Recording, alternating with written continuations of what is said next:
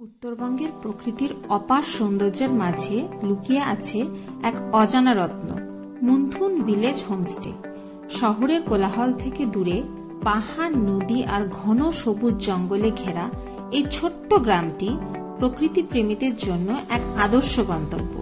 এখানে এলে আপনি পাবেন নির্জনতা, শান্ত পরিবেশ আর পাহাড়ি সংস্কৃতির এক অনন্য অভিজ্ঞতা।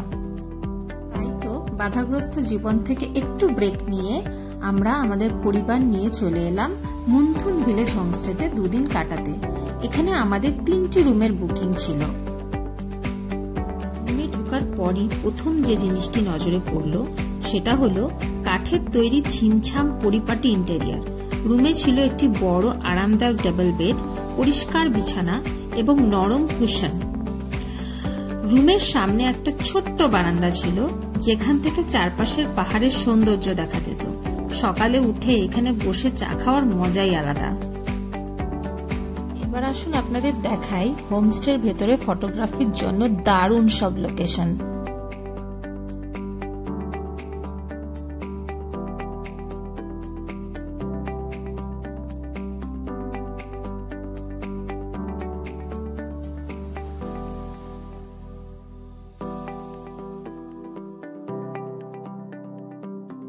এবার আসি মুন্থুন ভিলেজ হোমস্টের খাবারের কথায়, যা শুধু পেট নয় মনও ভরিয়ে দেবে। একবার খেলে মনে হবে যেন কোনো পাহাড়ি পরিবারের অতিথি হয়ে খাচ্ছে। আমাদের মেনুতে ছিল ভাত, ডাল, সবজি, পাঁপড়, স্যালাড আর ডিমের কারি। এ তো গেল লাঞ্চের কথা। এরপর বিকেল হতেই চলে এলো গরম গরম চা, ভেজ পকোড়া আর সবচেয়ে ইন্টারেস্টিং পাহাড়ের মোমো, যা কখনোই মিস করা যায় না। রাত গভীর হলে মুন্থুনের পরিবেশ আরো রহস্যময় হয়ে ওঠে। চারপাশ নীরব থাকলেও কিছু মিষ্টি শব্দ আপনাকে পাহাড়ের গভীরে নিয়ে যাবে।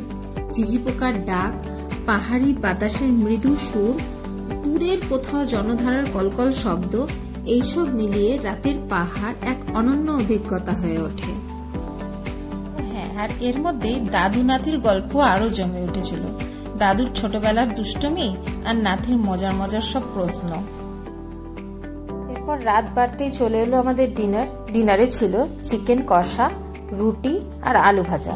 বারান্দায় বসে ঠান্ডা বাতাসের মাঝে ডিনার করার অনুভূতিই আলাদা ছিল। সকালের আলোতেই ঘুম ভাঙলো পাখির ডাক আর মেঘ ছোঁয়া হাওয়ায়।